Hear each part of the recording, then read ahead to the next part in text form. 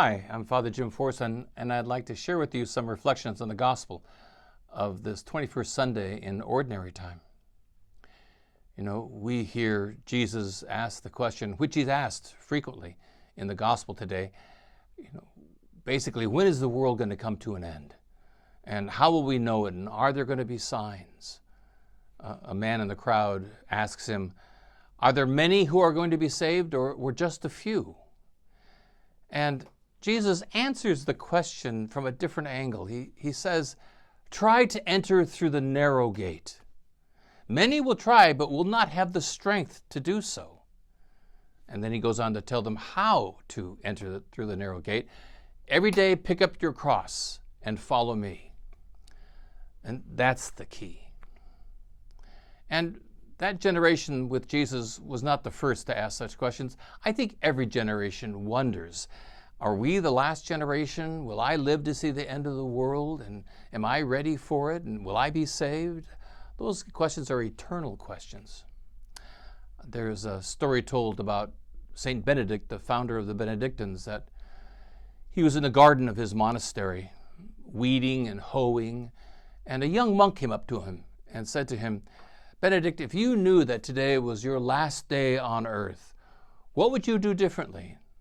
Benedict said, well, I think I'd just go on gardening, maybe a little faster. Now that's the sound of a man who is at peace with his life. That is the sound of a man who is doing what Jesus said, who is picking up his cross every day and following him through that narrow gate. And that's what we are called to do too, to pick up that cross every day. And you know, I've seen some people who do that. I'm thinking of a woman I know whose husband just had a stroke, and he's in a rehab center about 50 miles away, and she has to make that round trip all the time. And she was telling me about it, and she does it every day and spends hours with him. And I said to her, asked her, you going to do this every day? And her answer was, yeah, he's my husband. And when I said, when we married, for better or worse, well, I meant it. And this is the worst part, but yeah, he's my husband. Boy, she is picking up her cross and carrying it every day. As was this man I knew, who wanted his kids to have a really good education, and that meant tuition. And so he worked not one, but 2 jobs. Oh my gosh, 16, 18 hours a day, 5 days, 6 days a week, all his life. And it led him to an early grave. He dropped dead of a heart attack. But you know, if at any point in time in his life, someone were to have said to him, you're going to get a heart attack if you keep up like this, would he have stopped? No. Because that's what he wanted for his family, for his kids. That was the cross that he was going to pick up and carry every day. And I look at that courage and that strength that Jesus talked about, people who want to have the strength to enter through the narrow gate, and they did. I wonder, do I have that kind of strength? And if I'm being really honest, well, the answer is no. No, I don't. I really wish I did.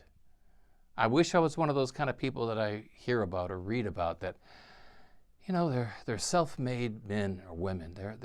They have this incredible willpower, and they just pull themselves up by their bootstraps. I admire those I envy those kind of people. But I'm not one of them. I don't have that kind of strength. I don't. And I would never be able to pick up my cross on my own, were it not for the grace of Jesus Christ. I've just come to believe what Paul wrote to the Philippians when he said, I can do all things through Christ's grace. And without Christ's grace, I can do nothing. I have come to believe that so deeply. And don't we say things similar to that when we see somebody who's down on their luck or not doing well at all, and we say, there but for the grace of God go I? Right. I can't carry the cross by myself. I wish I could. I wish I had that kind of strength. I guess I need my own Simon of Cyrene to help me carry it. You know, I think of what was in the book of the Psalms, where the line is, walk humbly and know that I am God. And that is so true. God is God. I'm not God. I can't beat my chest and be able to say I beat the best of them and took it from the rest of them. I don't have that kind of power. But to walk humbly, to know that God is God, to walk humbly, and which means to ask for help and to accept that grace of God that comes to me through other people. Yeah, that's how I carry the cross, by asking for others to help carry the cross with me. Then I can, then I have the strength. But without that grace, I can do nothing. And I think today, the gospel calls all of us to know what is our cross. It's going to be different for different people.